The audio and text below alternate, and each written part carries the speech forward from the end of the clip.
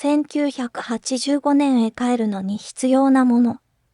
廃屋ガソリン、プルトニウム。そんな生優しいものではございません。求めるのは落雷の 1.215W でございます。皆様こんにちは。すぐみモデラーのたまです。今回は押しません。デロリアンを製作しますよ。本来の姿がこれだと思うほどに有名。タイムマシーンといえばこのフォルムですよね。箱はカーモデルとは思えないほど厚みがあり、手に持っただけでヘビーな重量を感じます。本来は違うキットを製作していたのですが、どうしても今これを作りたくなったので急遽変更。レーシングカー以外のカーモデルなんて記憶にございません。しょっぱなからとんでもない物量でございます。見慣れないパーツだらけ。ボディの質感は近代化されており、バリ等は見当たらない上質なものとなってございます。MG グレードのガンプラ並みに複雑。クリアパーツも想像より多く、ホイールなんてなぜか6本も入ってました。ドアは開閉式のようですね。難易度も跳ね上がりますね。タイヤが小さく見えるほどに壮絶なパーツ群。まだあるのか。気の小さい方なら気を失うかもしれませんね。しかしデカールなんてないに等しいもの。めちゃくちゃ小さいのが少々気になります。苦手な大島様の説明書。どれを何色に塗ればよいのか頭脳が追いつかないんですよね。開発者様のこだわりを感じる原子炉。この図を見ているだけで嫌気がさします。うわ。やっぱやめとこうかなと思い始めてございます。ボディ色は普通のシルバーとのこと。持ってない色がたくさん載ってますね。まあ、こんなもん全部揃えないですけどね。過去最高の部品数。ランナーだけでももう1台組めそうな物量。油断すれば半年コースですね。この独特の質感には覚えがございます。以前作ったタミヤのメルセデス AMG GT3 とよく似た触り心地。ということは間違いなく精度は抜群。細いピラーや筋もしっかりと造形されてございます。さすが新製品といったところでしょうか。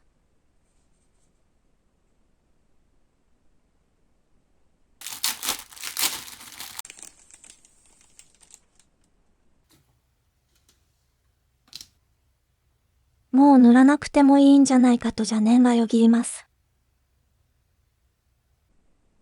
アルティメットニッパーさん、一つよろしくお願いいたします。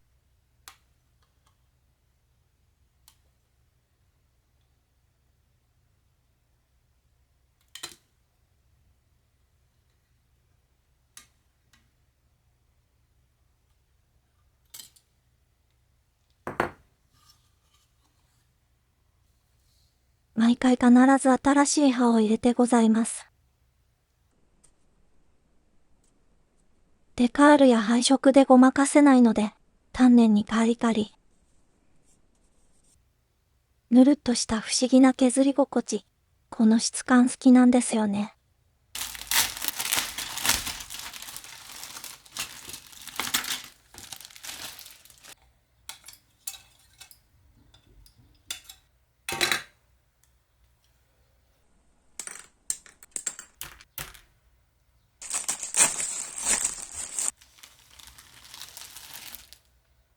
ザクの動力パイプみたいなのが大量。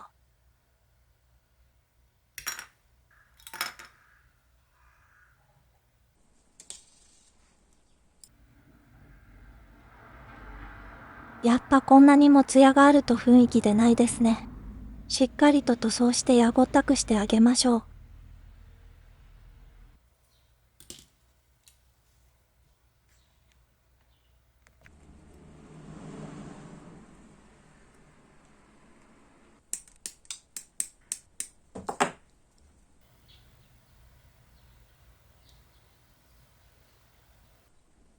組み上げるだけでも大変。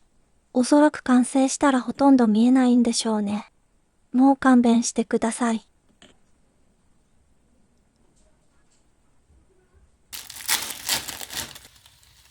慣れないパーツが多すぎて全部切り離すのが怖いです。これはもしかして、こんなおまけ要素があるのは素敵ですね。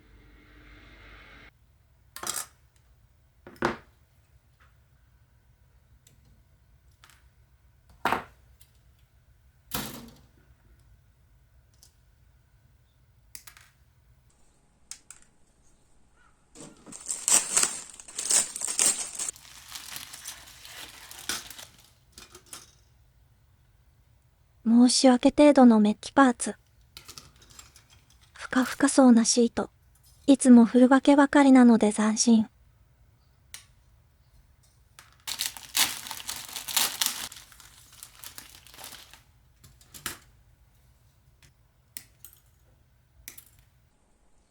何に使うのでしょうか。カットする箇所をよく確認しないと、うっかりパーツごとぶった切ってしまいそうです。ランナー多すぎ問題が深刻でしたので、付箋を貼ってイライラ対策。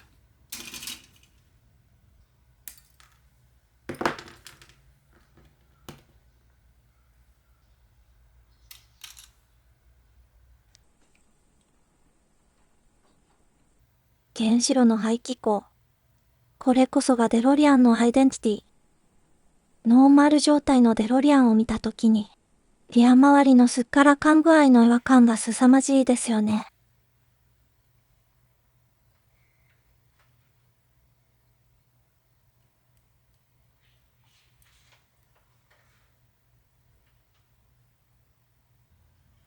ホイールのスペアなんていらないので、窓用マスキング入れて欲しかったです。パーツの選別も面倒になってきて適当。これだけ多けりゃ何色に塗ったってバレやしね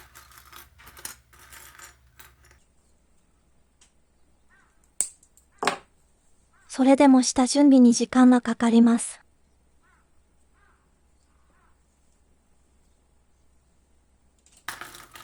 串カツ屋さんみたいですね。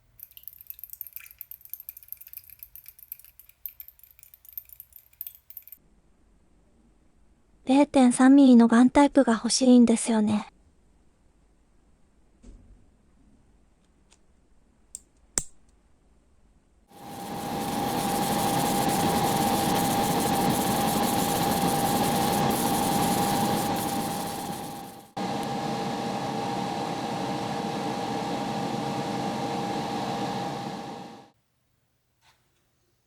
このキットは作業がめちゃくちゃ多いので、効率を重視するよりも、今できる作業を進めていくのが良いと思います。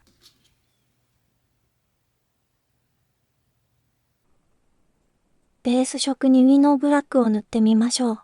ようやく一歩前進した気分ですね。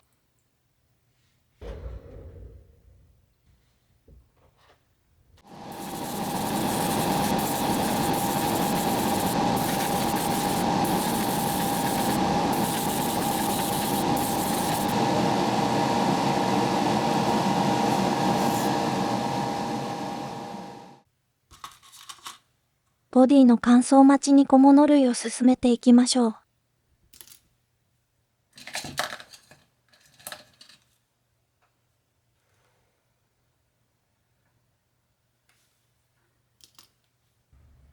困った時のスーパークロームシルバーツ。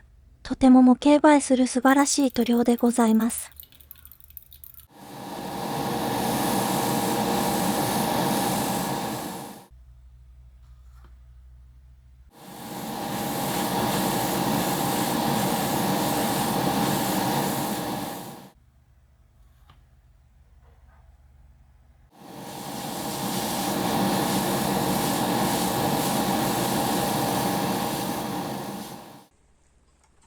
いや、マジで疲れるんですけど。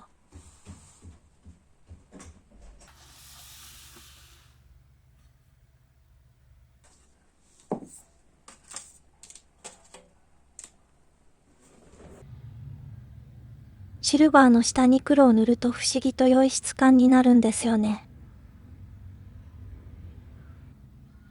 ちょっと希釈が濃かったかな。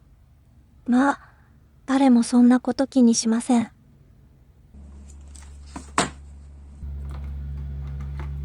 今回使うメインカラーは、スーパーステンレス2。デロリアンといえばステンレスボディ。ジウジアロがデザインした美しいフォルムと相まって、粒子の分散を増幅し、タイムトラベルを可能とするのでございます。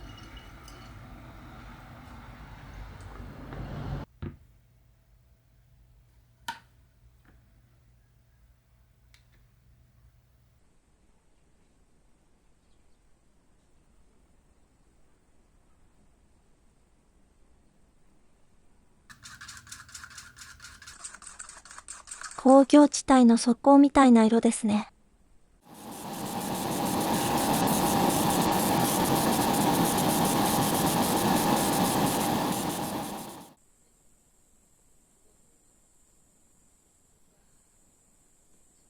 おお。これはなかなか雰囲気が出ているのではないでしょうか。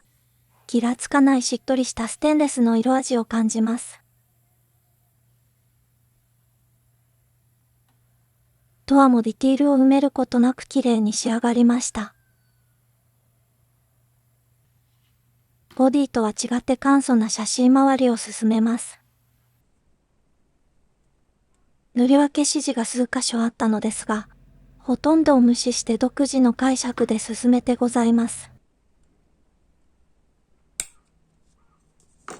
一応ハンドルを切ることもできますね。リアは複雑な造形になっており、よくわからないこだわりを強く感じました。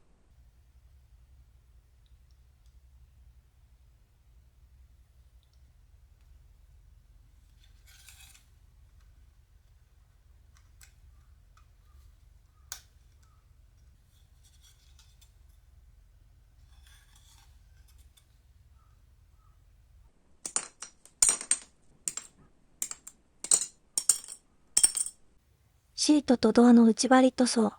細かな作業をこなす強い精神が必要。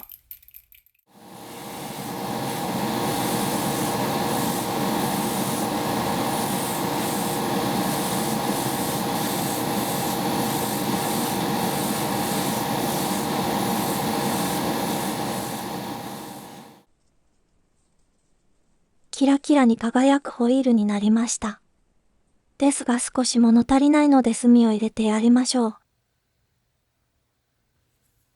しつこく振って。すぐ沈殿するので要注意。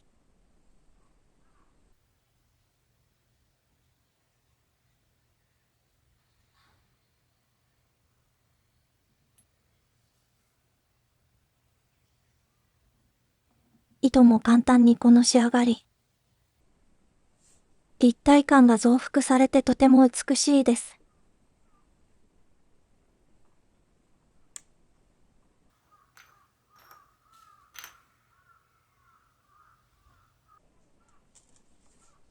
次はダッシュボード周辺。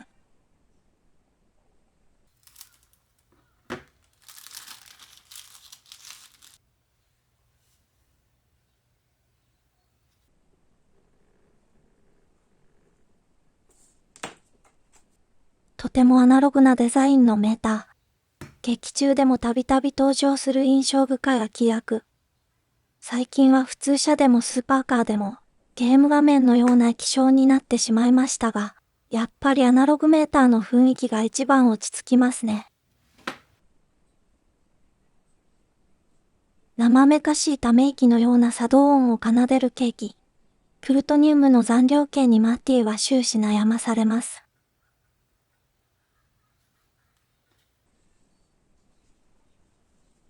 プライマリーメーターとパーセントパワーメーター。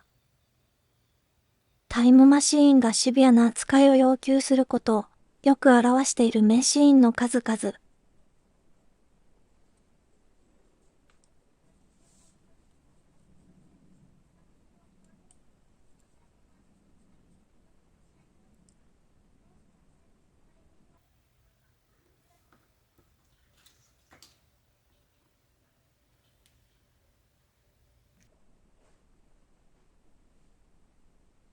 私の計算が正しければ、時速88マイルに達した瞬間に、ぶったまげるようなことが起こる。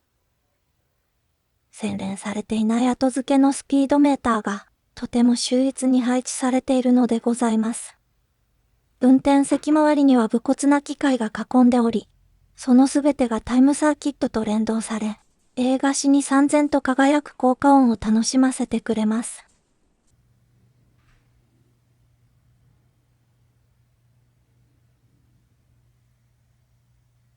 各半棒は先が削れるほどに酷使してございます。相変わらず沈殿した塗料は美しい。美しいものを汚すのもまた一興。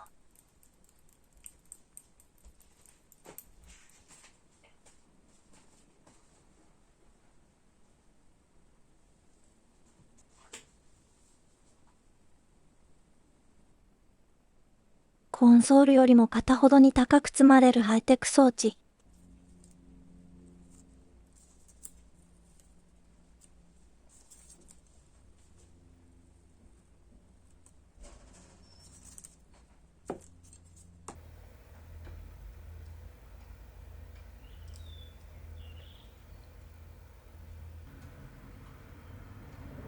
これ一度は操作してみたいですよね。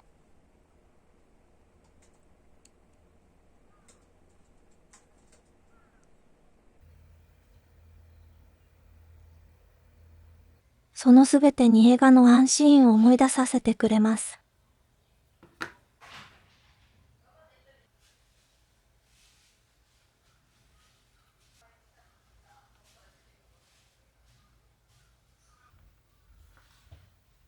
タイムスリップの時間を指定するタイムサーキット。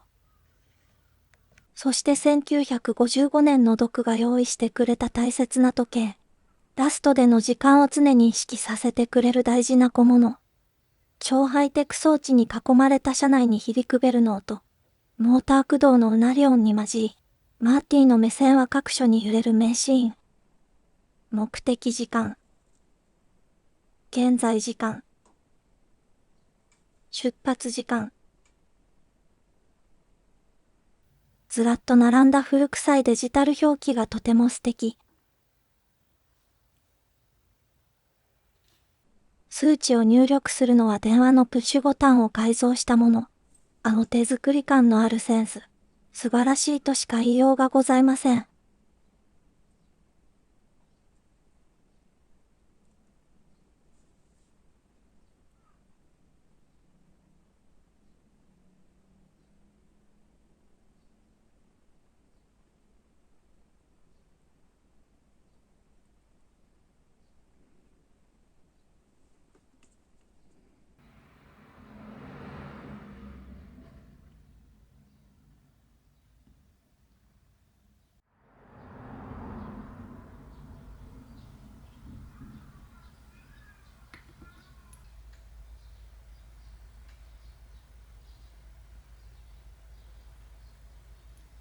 スティックを動かした効果音が気持ちよい、双葉電子工業製のプロコ。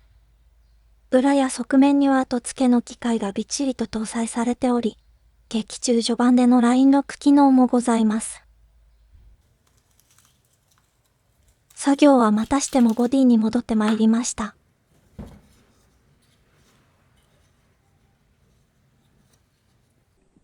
と赤い兵式ゆえの弊害。こういう箇所も塗らないといけないんですよね。マスキングするのが難しそうなので筆塗りしました。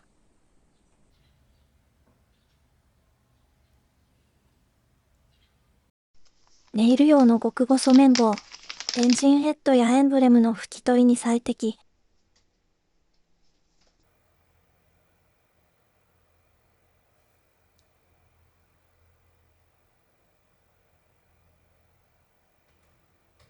エッジが曖昧なのでこのくらいで勘弁してください。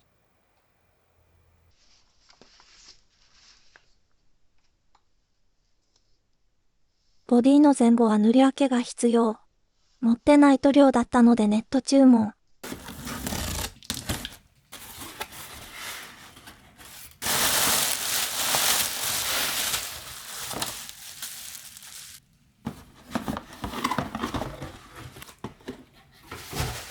聴者様のコメントで発売を教えていただき、やっと購入することができた BT5 に、作るのが楽しみで仕方がございません。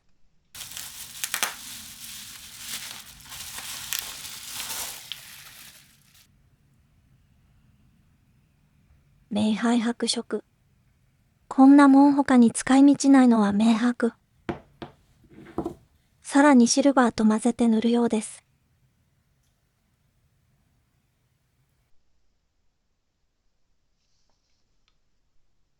微妙に曲がっているライン。曲線用マスキングが必要ですね。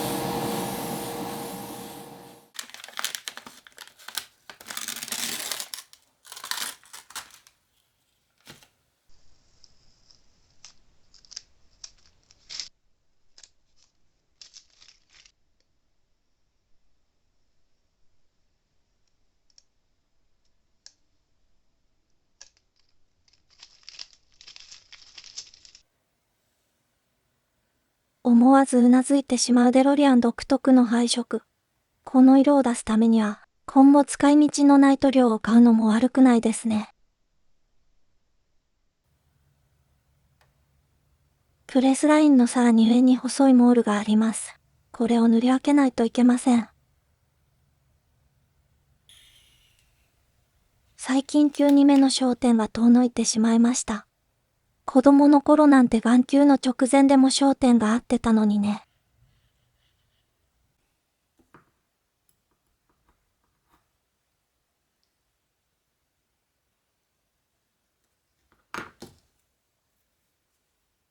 正直言ってデカール満載のレーシングカーの方が圧倒的に作るのが楽ですね。このキットはマジで途中で投げ出したくなります。でもどんなパーツを仕上げていても、少しずつ世界一有名なタイムマシーンに近づくのが嬉しい。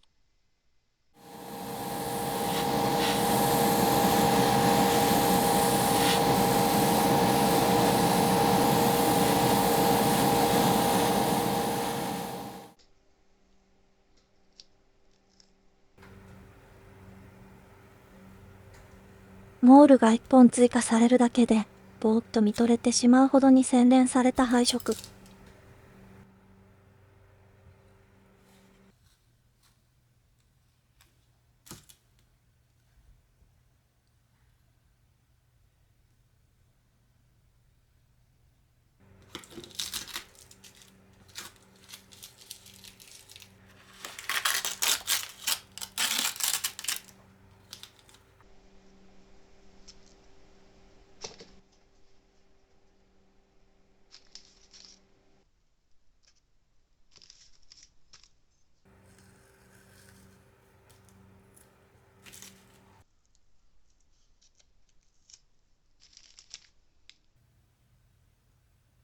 ワンミスもなく完璧なマスキングでございました。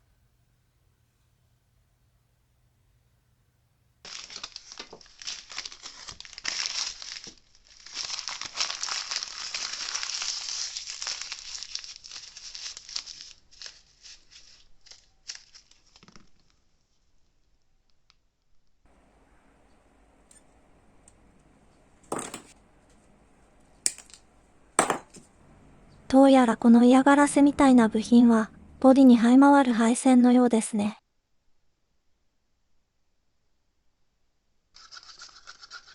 一旦黄色に塗装してから、赤や青に塗り分けてみます。説明書にもこの配線は自由に塗れという指示。いかに簡単にそれっぽく見せるのが難しいですね。笑えるほどにセンスがなくくさはえます。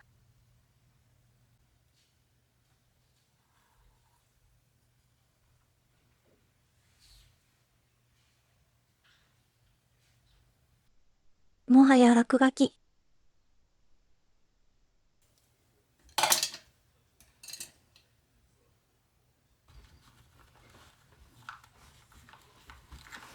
綿棒と爪楊枝の消費量は半端ございません。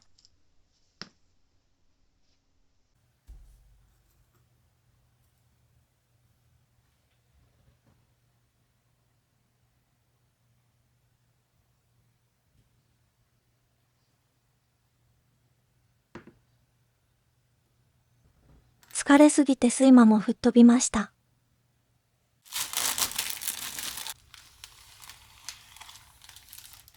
青島様のキットを選ぶと、毎回クリアパーツに傷がついているのですが、今回は汚れもございましたよ。まあ私は気にしませんけどね。ふふふ。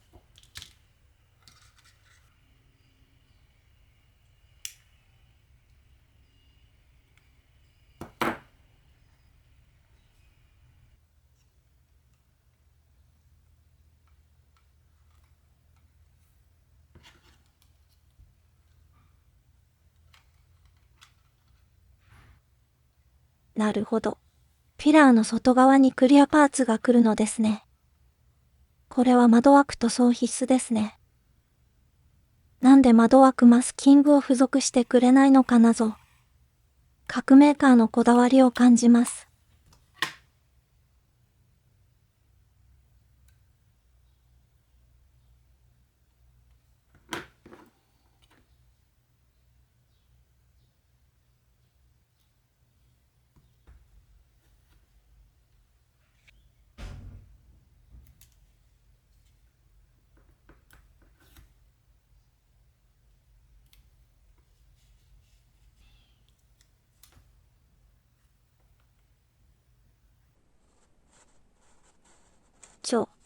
いい加減にしろ。こんなもん塗り分けろってか。他に何か解決策はなかったのか。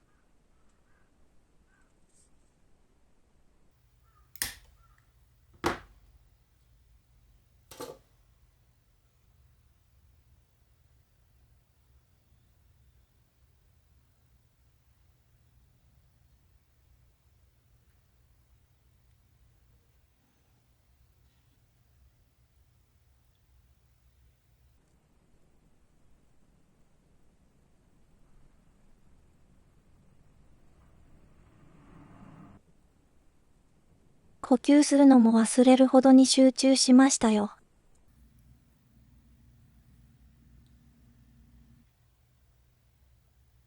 ここまで来ると色塗るのももったいなく感じます。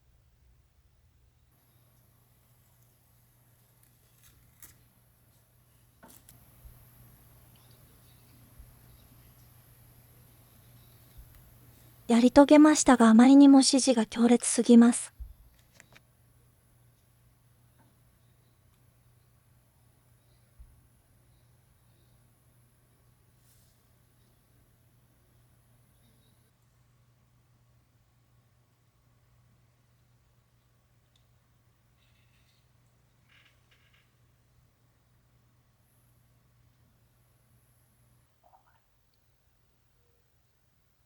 このキットのメインは原子炉周辺パーツ。こんなところ指示通りに配色してたら数ヶ月かかります。適当に自分なりに塗って大丈夫。プラモは完成させると違和感なくなりますから。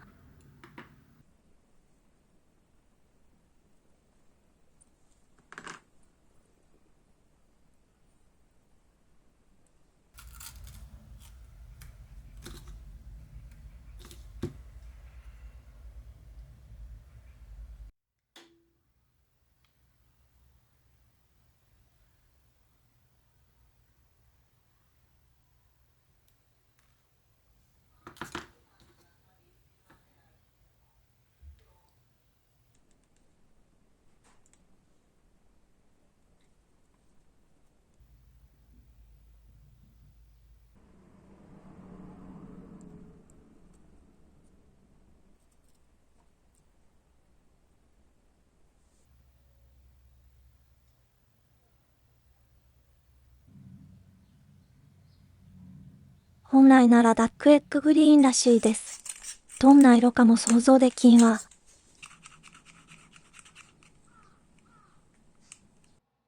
シルバーの上に塗ったのでとても輝いてございます。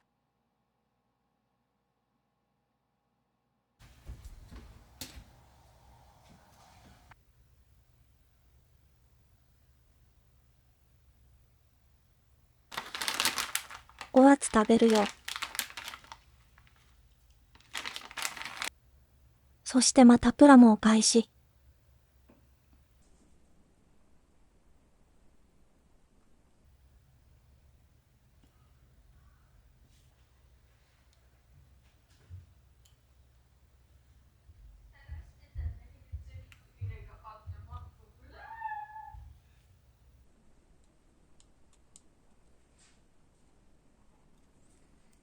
塗料の厚みではまらなくなりました。穴を拡張して。角が擦れて塗装が剥げちゃったけど、これも味として良いのではないでしょうか。修正するのが面倒なだけですけどね。センスのない配線も搭載してしまえば溶け込みます。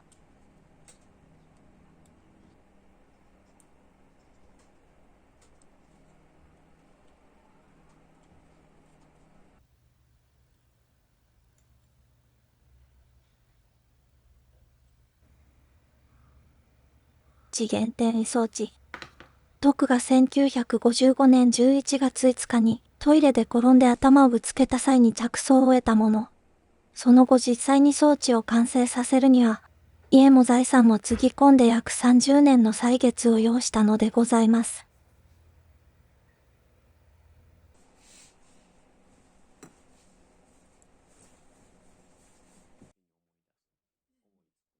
いよいよ原子炉も仕上げ段階ですね。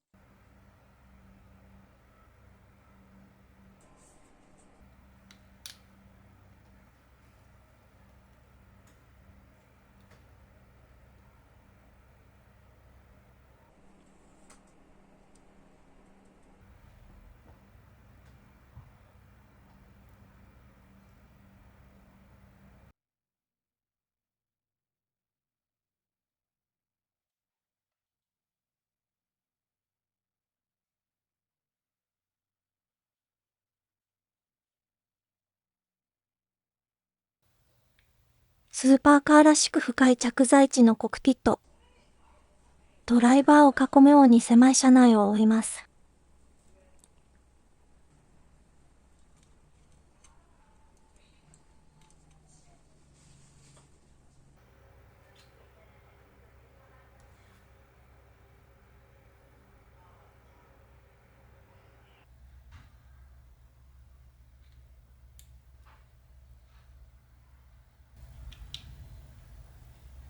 ここまで来るともうタイムスリップできそうですね。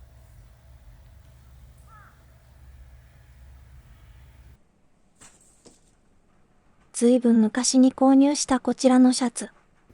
ついに着る時が来たようですね。なぜかのマルデロリアンの図面に次元転移装置が描かれている謎仕様。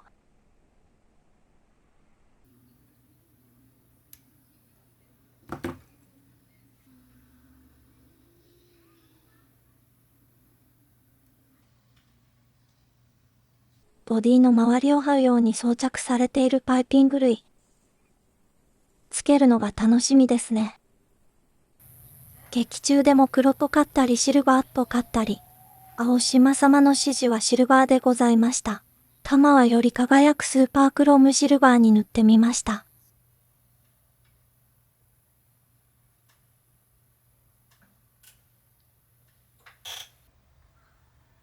チュージアロといえばこの革命4頭。フィアッツはイルムシャーターボなんて今でもかっこよいですよね。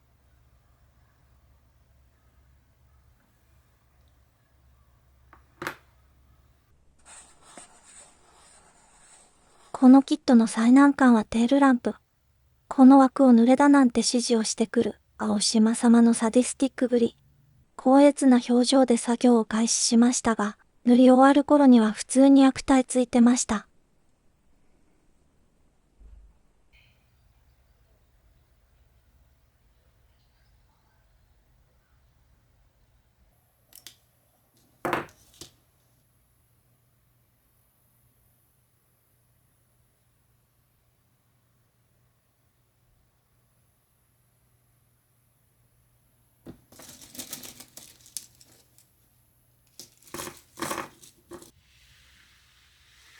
タイヤを装着してみましょう。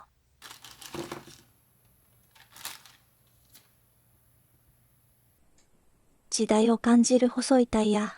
そして溝のパターンはとても古臭い。装着はとても楽。アットホームな社風で誰にもできる簡単なお仕事です。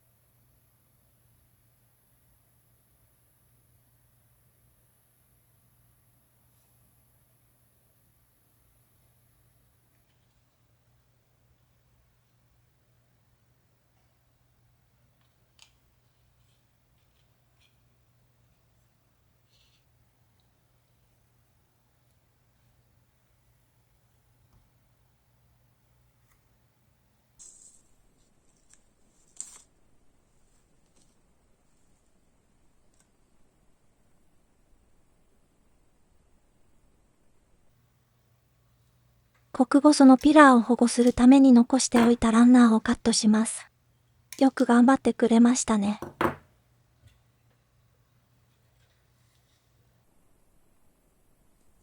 クリアパーツの接着にはハイグレード模型用セメダイン。効果は遅いですが白く曇らないのでおすすめ。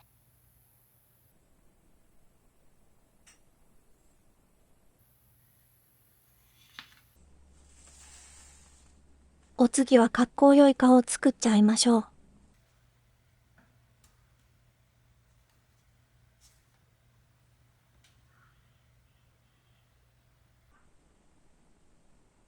デロリアンモーターカンパニー。1975年から1982年まで存在したアメリカの自動車メーカー。生産していたのはデロリアンだけらしいです。推定8975台が製造され、約6500台が現存するらしいです。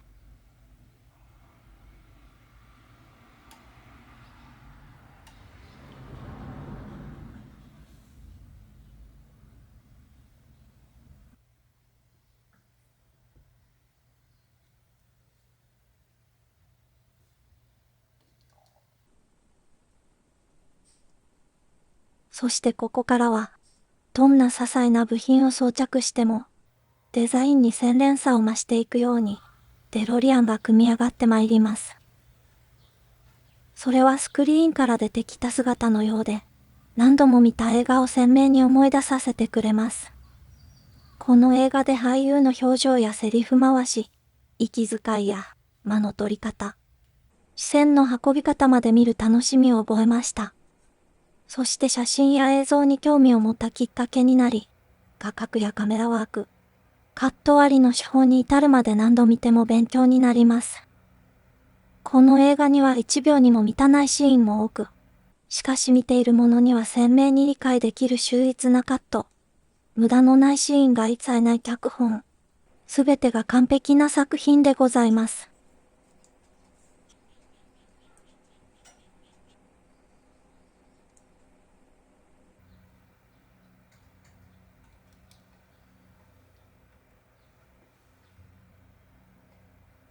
今回の制作時間のほとんどがこれ。ようやく 5D に搭載する時が来ました。配線を逃がすように滑り込ませます。後から接続するためにこの配線もボディ上に逃がします。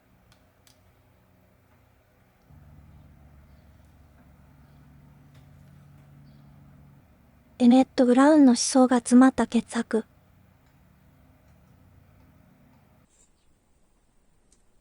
ボディ全体を囲む配線の装着。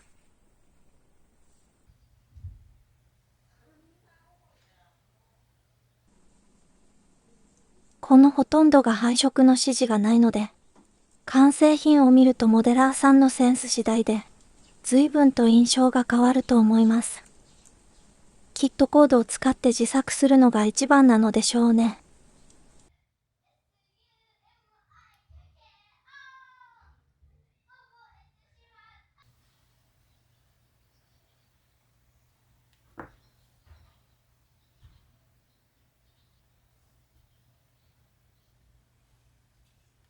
ようやくボディとシャシーを合体します。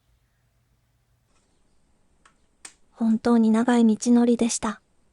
膨大な部品数にむき出しの造形。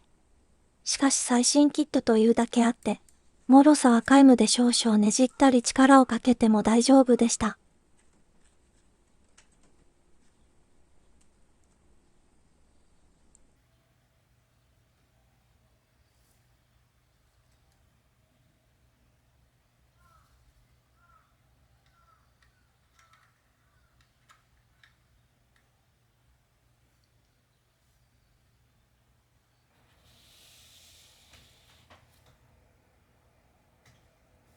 車体にタイヤを装着します。古臭いサイズのホイールとタイヤなのに、未来を感じさせるデザイン。いつになっても色褪せないマシンですね。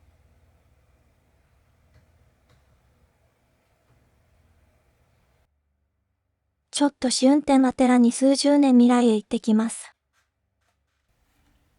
1億円札。日本はハイパーインフレが発生しておりました。現段階でも想像できる近い未来。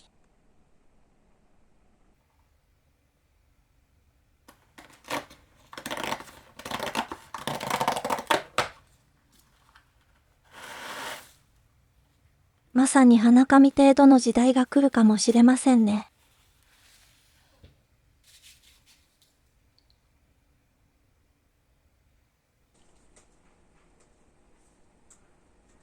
タイムスリップ発生後の炎を塗ってみましょう。普通に赤く燃え盛るのは面白くないので、時間軸を移動する過酷な旅を再現してみましょう。